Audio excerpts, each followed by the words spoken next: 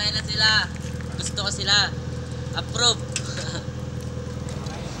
Napakabuti niyo sa amin.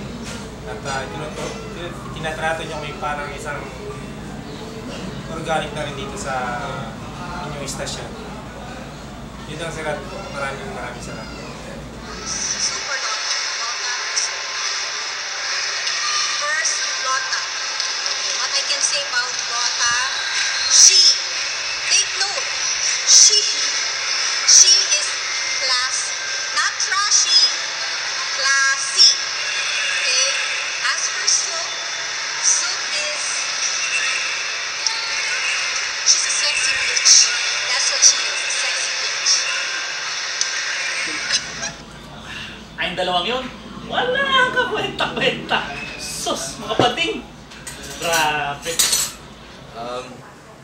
Well, I don't really know them, and yeah, I don't know who they are. I think they're Varney and Elmo's friends. But yeah, I see them on Facebook with my mom, and every time my mom's Facebooking, she's always laughing, so I always check the computer. And I see the jokes and I laugh too, and they're really funny. Especially, my mom, because she loves Lota, because Lota and her have the same taste in music. So yeah. Ha? Wala akong pakialam sa mga punyeta na yan. Oh my God. What can I say about Sook and Lota? Oh. I can't say anything more. What? Sook, yok sa'yo. Garapal ka. Brutal. Pero, enjoy naman pag comments sa FB, happy. Lota, Lota, fan ako niyan. Si Lota, siya, finesse may dating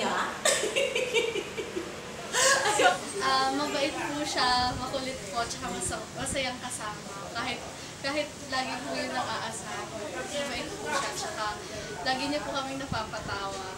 Kahit sa mga simple gestures lang po.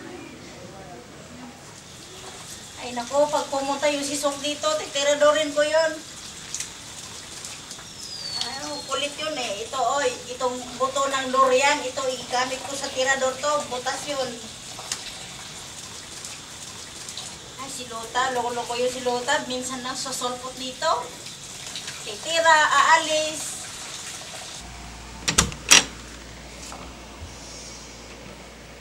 Oh! Ano ba yan? Sino ba yun?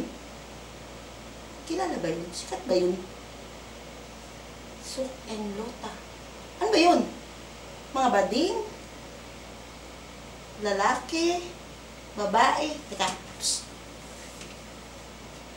Lintik naman, istorbo naman eh.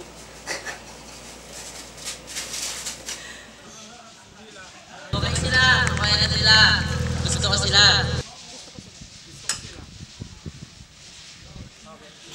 Well, I congratulate everyone, Catholics, junior, senior, and everybody around, because they are using the best medium of communication around the world. So let's communicate, especially during times of troubles and during times when we need each other.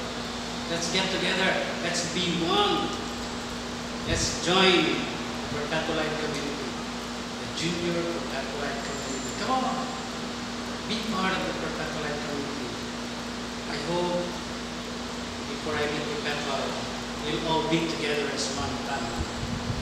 Kudos to all Perpetual. And congratulations to where you are right now. We love your side! Wala akong pakialam sa mga putang inang yan.